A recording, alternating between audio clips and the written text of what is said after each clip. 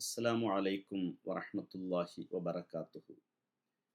الحمد لله نحمده ونستعينه ونؤمن به ونتوكل عليه ونعوذ بالله من شرور أنفسنا ومن سيئات أعمالنا. من يهده الله فلا مضل له ومن يضلل فلا هادي له. وأشهد أن لا إله إلا الله وحده لا شريك له وأشهد أن محمدا عبده ورسوله أرسله بالهدى ودين الحق ليظهره على الدين كله ولو كره المشركون. اللهم صل على محمد وعلى آل محمد كما صليت على إبراهيم وعلى آل إبراهيم. اللهم بارك على محمد وعلى آل محمد كما باركت على إبراهيم وعلى آل إبراهيم إنك حميد مجيد. ബഹുമാന്യരായ വിശ്വാസിനികളെ, അള്ളാഹുവിനെ സൂക്ഷിച്ചുകൊണ്ട് തഖ്വയോടുകൂടെ ജീവിക്കണമേ എന്ന് ആമുഖമായി വസിയ്യത്ത് ചെയ്യുകയാണ്.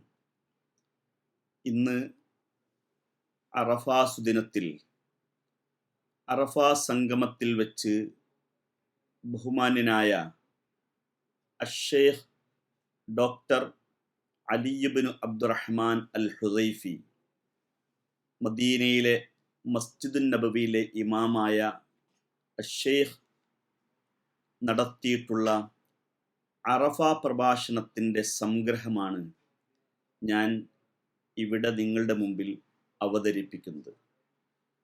അല്ലാഹു സുബ്ഹാനഹു വ തആല വളരെ പവിത്രമാക്കിയിട്ടുള്ള അറഫ സംഗമത്തിന് അന്നത്തെ ഖുതുബക്ക് വലിയ പ്രാധാന്യമുണ്ട്.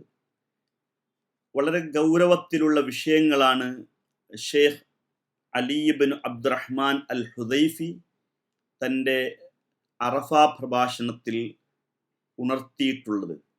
ഒന്നാമതായി, വിശ്വാസികൾ തഖ്വയോടുകൂടെ ജീവിക്കണം എന്നതാണ്.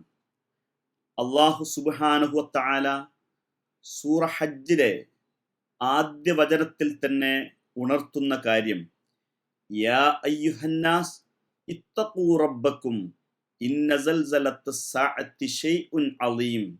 അഥവാ, അല്ലയോ മനുഷ്യരെ, നിങ്ങൾ അല്ലാഹുവിനെ സൂക്ഷിക്കുക. അന്ത്യദിനത്തെക്കുറിച്ച് ഭയപ്പെടുത്തുന്ന അന്ത്യദിനത്തിൻ്റെ കാഴ്ചകളെക്കുറിച്ച് ശേഷമുള്ള വചനത്തിലൂടെ അള്ളാഹു ഉണർത്തുന്നു. അള്ളാഹു സുബ്ഹാനഹു വ തആല പറയുന്നത്, അങ്ങനെയുള്ള അന്ത്യദിനത്തിൻ്റെ പ്രകമ്പനം അത് ഭീകരമാകുന്നു. ആ ദിവസത്തിൽ മനുഷ്യൻ മത്തുബാധിച്ചതുപോലെ ആകെ അങ്കലാപ്പിലായി പോകുന്ന ദിവസമാണ്. അതുകൊണ്ട് നിങ്ങൾ തഖ്വയോടുകൂടെ ജീവിക്കുക. സഹോദരങ്ങളെ, അള്ളാഹുവിനോടുള്ള തഖ്വയുടെ പ്രധാനപ്പെട്ട ഭാഗമാണ്, തഖ്വയോടുകൂടെ ജീവിക്കുന്നതിൻ്റെ പ്രധാനപ്പെട്ട ഒരു ഭാഗമാണ് നാം മരണാനന്തര ജീവിതത്തിന് വേണ്ടി, അന്ത്യദിനത്തിന് വേണ്ടി, ഖിയാമത്തിന് വേണ്ടി ഒരുങ്ങുക എന്നത്. വിശുദ്ധ ഖുർആൻ സൂറത്തു ഹജ്ജിലെ തന്നെ ആയത്തിലൂടെ ബോധ്യപ്പെടുത്തുന്നത്, ദാലിക ബിഅന്നല്ലാഹ ഹുവൽ ഹഖ് വഅന്നഹു യുഹ്യിൽ മൗത വഅന്നഹു അലാ കുല്ലി ഷൈഇൻ ഖദീർ. അല്ലാഹു സുബ്ഹാനഹു വ തആല അത് സത്യമാകുന്നു, അവൻ സത്യമാകുന്നു, അവനാകുന്നു, അവൻ ജീവിക്കുന്നവരെ മരിപ്പിക്കുന്നു, അവൻ എല്ലാറ്റിനും കഴിവുള്ളവനാകുന്നു.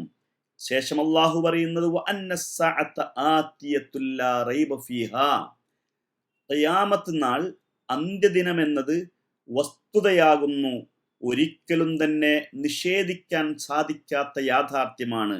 വഅന്നല്ലാഹ യബ്അസു മൻ ഫിൽ ഖുബൂർ.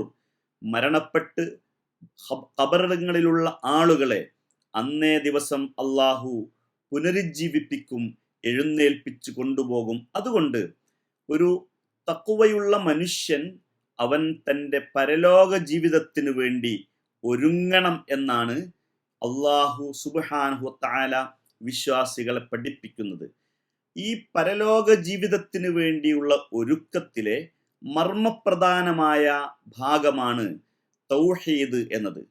ഒരാൾ തൻ്റെ പരലോകം രക്ഷപ്പെടണം എന്നുണ്ടെങ്കിൽ, അന്ത്യദിനത്തിൽ അള്ളാഹുവിൻ്റെ സ്വർഗം ലഭിക്കണം എന്നുണ്ടെങ്കിൽ അവൻ മുവഹിദായിരിക്കണം എന്നാണ്. അള്ളാഹു സുബ്ഹാനഹു വ തആല ചോദിക്കുന്നുണ്ട്, എന്തിനാണ് നിങ്ങൾ അല്ലാഹുവല്ലാത്ത ആളുകളെ പ്രാർത്ഥിക്കുന്നത്, അവരോട് പ്രാർത്ഥന നടത്തുന്നത്? യദ്ഉ മൻ ലാ യദുറുഹു വലാ യൻഫഉഹു, ഉപകാരമില്ലാത്ത, ഒരു ഉപദ്രവവും ചെയ്യാൻ സാധിക്കാത്ത ആളുകളെ നിങ്ങൾ എന്തിനു വേണ്ടിയാണ് അവരോട് പ്രാർത്ഥിക്കുന്നത് എന്ന് അള്ളാഹു ചോദിക്കുന്നുണ്ട്. അതായത് അള്ളാഹുവിനോട് മാത്രമേ മനുഷ്യൻ ആരാധന നിർവഹിക്കുവാനും പ്രാർത്ഥിക്കുവാനും സഹായം അഭ്യർത്ഥിക്കുവാനും പാടുള്ളൂ എന്നതാണ് അള്ളാഹു പരലോക മോക്ഷത്തിന് വേണ്ടിയിട്ടുള്ള ഏറ്റവും പ്രഥമമായ കാര്യമായി പഠിപ്പിക്കുന്നത്. ഖുർആനിലെ സൂറത്തു ഹജ്ജിലെ തന്നെ 31-ാമത്തെ വചനത്തിൽ അള്ളാഹു പറയുന്നത്, അള്ളാഹു അല്ലാത്ത ആളുകളെ ആരാധിക്കുകയും അവരോട് പ്രാർത്ഥിക്കുകയും ചെയ്യുന്ന ആളുകൾ അവർ ആകാശത്തു നിന്നും ഞെട്ടറ്റ് വീണവനെ പോലെയാകുന്നു. വമൻ യുശ്രിക് ബില്ലാഹി ഫകഅന്നമാ ഖറ മിനസ് സമായി. അല്ലാഹു തആല പറയുന്നത്, അങ്ങനെ ആകാശത്തു നിന്നും വീണവൻ ഒരു ലക്ഷ്യവുമില്ലാതെ, എത്തും പിടിയുമില്ലാതെയാകുന്നു അവൻ ഭൂമിയിൽ പതിക്കുന്നത്. ചിലപ്പോൾ അവനെ പക്ഷികൾ റാഞ്ചിക്കൊണ്ടുപോകും. അതുമല്ലെങ്കിൽ ഏതെങ്കിലും അഗാധ ഗർത്തങ്ങളിലോ വിജനപ്രദേശങ്ങളിലോ ഒക്കെ അവൻ പതിക്കുവാനുള്ള ഇടയുണ്ട്. അപ്പൊ തൗഹീദ് എന്നത് മർമ്മപ്രധാനമാണ്. അതുപോലെ തന്നെ ഇസ്ലാമിൻ്റെ റുക്നുകൾ, അർക്കാനുകൾ എന്ന് പറയുന്നത്, ഒരു മനുഷ്യന്റെ ജീവിതത്തിൽ ഇസ്ലാമിൻ്റെ അർക്കാനുകൾ നിഷ്ഠയോടുകൂടെ പാലിക്കുക എന്നതാകുന്നു അവൻ്റെ രക്ഷയ്ക്കും മോക്ഷത്തിനും ആവശ്യമായിട്ടുള്ളത്. അതിൽ ഒന്നാമത്തേത് തൗഹീദ്, രണ്ടാമത് നമസ്കാരം, അതുപോലെ നോമ്പ്, സക്കാത്ത്, ഹജ്ജ് തുടങ്ങിയിട്ടുള്ള എല്ലാ റുക്നുകളും അള്ളാഹു സുബ്ഹാനഹു വ തആല നിശ്ചയിച്ച രൂപത്തിൽ നിർവഹിക്കുക എന്നതാണ് ഒരു വിശ്വാസിയുടെ മർമ്മപ്രധാനമായിട്ടുള്ള ഭാഗം.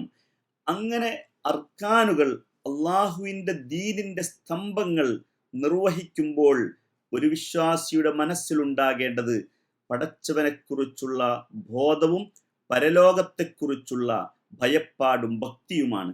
അങ്ങനെയാണ് നമസ്കാരമാകട്ടെ, ഷഹാദത്താകട്ടെ, ഹജ്ജാകട്ടെ, ഏത് റുക്നുകളും വിശ്വാസി ജീവിതത്തിൽ നിർവഹിക്കുമ്പോൾ അവൻ പടച്ചവനെ ഭയപ്പെടണം. അള്ളാഹു പറയുന്നു, വലിമൻ ഖാഫ മഖാമ റബ്ബിഹി ജന്നത്താൻ.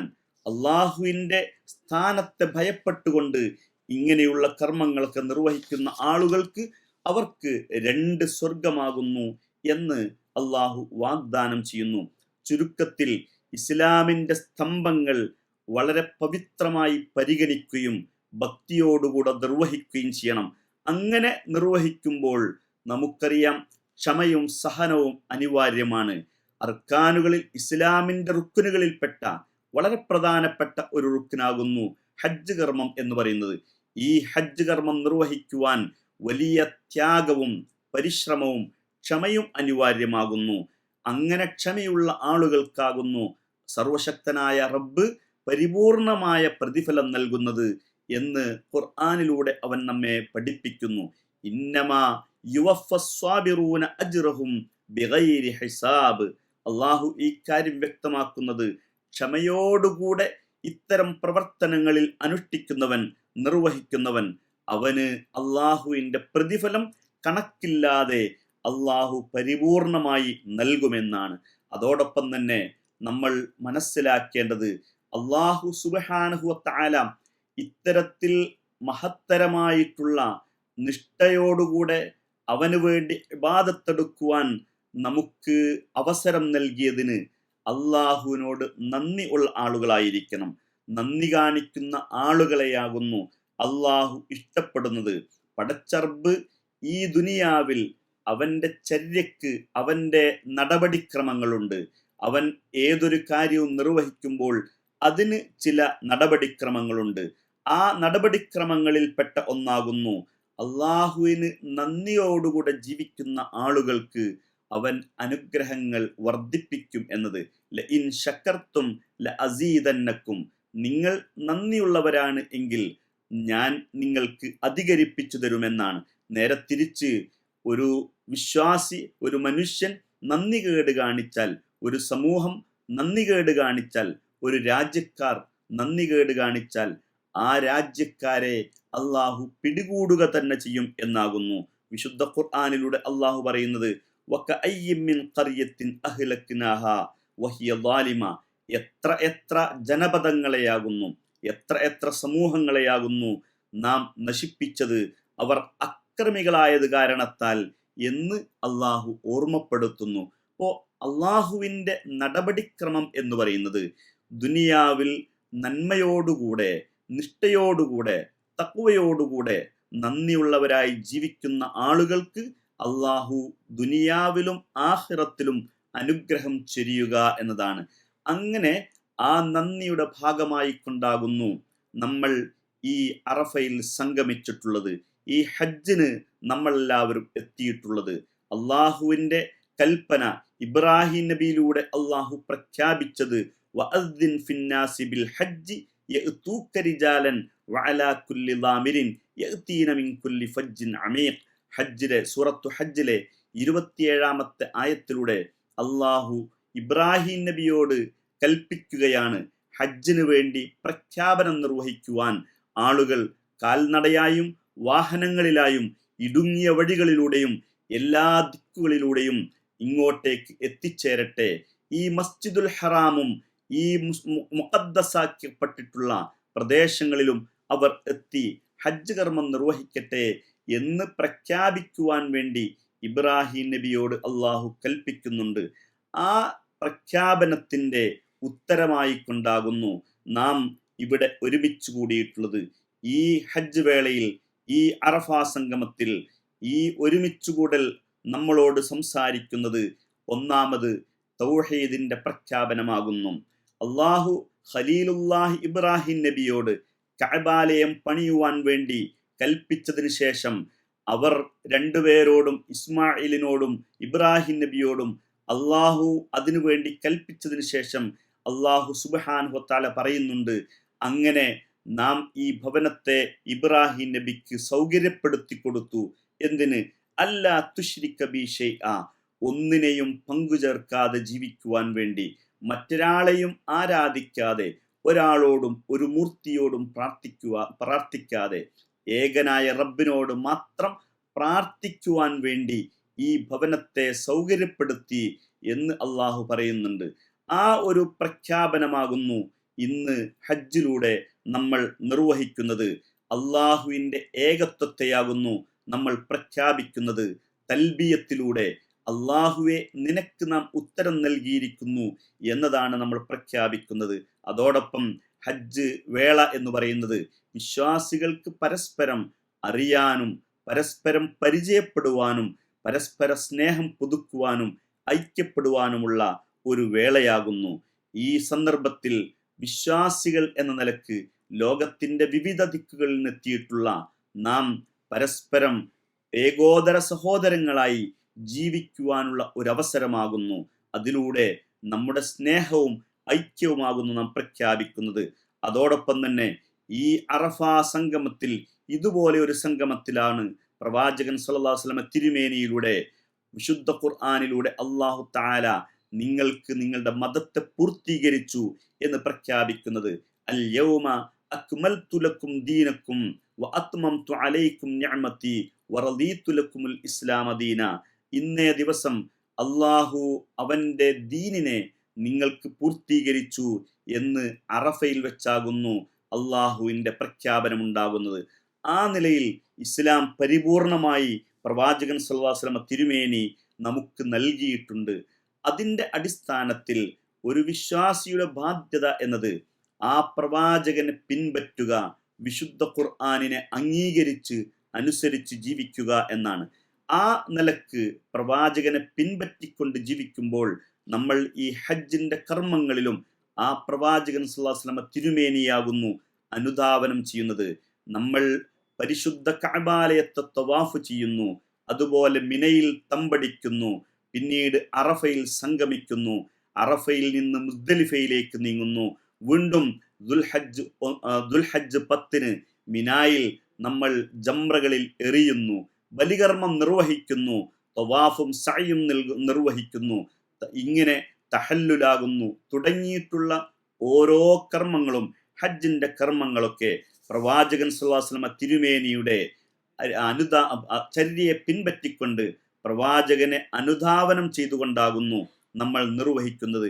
അങ്ങനെ അനുധാവനം ചെയ്തുകൊണ്ട് നിർവഹിക്കുവാനാകുന്നു അള്ളാഹു നമ്മളോട് കൽപ്പിച്ചിട്ടുള്ളത്.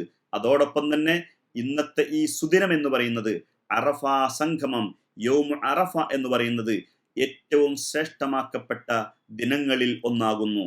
ഇന്നത്തെ സുദിനത്തിലുള്ള പ്രാർത്ഥനകൾക്ക് വലിയ പ്രാധാന്യമുണ്ട്. പ്രവാചകൻ തിരുമേനി പറയുകയുണ്ടായി, അഫ്ളലു ദുആഇ ദുആഉ അറഫ, ഏറ്റവും പവിത്രമായ ശ്രേഷ്ഠമായ പ്രാർത്ഥന അത് അറഫാ ദിനത്തിലെ പ്രാർത്ഥനയാകുന്നു. അള്ളാഹുവിന്റെ കൽപ്പനയുണ്ടല്ലോ, ഉദ്ഉനി അസ്തജിബ് ലക്കും, നിങ്ങൾ എന്നോട് ചോദിക്കുക, പ്രാർത്ഥിക്കുക, ഞാൻ നിങ്ങൾക്ക് ഉത്തരം നൽകുമെന്നാണ്. അതുപോലെ തന്നെ അള്ളാഹു തആല പ്രാർത്ഥനയെക്കുറിച്ച് പഠിപ്പിക്കുമ്പോൾ ദുനിയാവിനും ആഖിറത്തിനും വേണ്ടി പ്രാർത്ഥിക്കുന്ന ആളുകളുടെ പ്രാർത്ഥനയാകുന്നു അള്ളാഹു സ്വീകരിക്കുന്നത് എന്നും ഖുർആനിലൂടെ പഠിപ്പിക്കുന്നുണ്ട്. അതുകൊണ്ട് പ്രിയമുള്ള സഹോദരങ്ങളെ, നാം ഈ അറഫയിൽ സംഗമിക്കുന്ന ഈ സമയത്ത് പ്രാർത്ഥനകൾ അധികരിപ്പിക്കുക, ദിക്റുകൾ അധികരിപ്പിക്കുക, ദുആകൾ അധികരിപ്പിക്കുക. അതോടൊപ്പം തന്നെ എല്ലാ ആളുകൾക്കും വേണ്ടി, വിശ്വാസി സമൂഹത്തിനു വേണ്ടി, ലോക മുസ്ലിങ്ങൾക്ക് വേണ്ടി, ലോക ജനതയുടെ സമാധാനത്തിനു വേണ്ടി ഒക്കെ നമ്മുടെ പ്രാർത്ഥനയിൽ ഉണ്ടാകണം. ഈ പവിത്രമായ സുദിനത്തിൽ അള്ളാഹു നമ്മുടെ പ്രാർത്ഥനകൾ സ്വീകരിച്ച് നമുക്കുത്തരം നൽകി നമ്മെ അനുഗ്രഹിക്കുമാറാകട്ടെ. ലോകത്തിൻ്റെ അഷ്ടദിക്കുകളിലും പ്രയാസപ്പെടുന്ന സഹോദരീ സഹോദരന്മാർക്ക് അള്ളാഹു എല്ലാ നിലക്കുമുള്ള ആശ്വാസവും സമാധാനവും പ്രദാനം ചെയ്യുമാറാകട്ടെ. ഈ ഹജ്ജ് കർമ്മം അനുഷ്ഠിച്ചു കൊണ്ടിരിക്കുന്ന, ഈ അറഫയിൽ സംഗമിച്ചിട്ടുള്ള എല്ലാ സഹോദരങ്ങളുടെയും പ്രാർത്ഥനകൾ അള്ളാഹു സ്വീകരിക്കുമാറാകട്ടെ. നമുക്ക് എല്ലാവിധത്തിലുള്ള പ്രയാസങ്ങളിൽ നിന്നും അള്ളാഹു രക്ഷയും സമാധാനവും ആശ്വാസവും നൽകി അനുഗ്രഹിക്കുമാറാകട്ടെ. ഈ നാട് സുരക്ഷിതമായി നിലനിൽക്കുവാൻ സർവശക്തനായ നാഥൻ അനുഗ്രഹിക്കട്ടെ.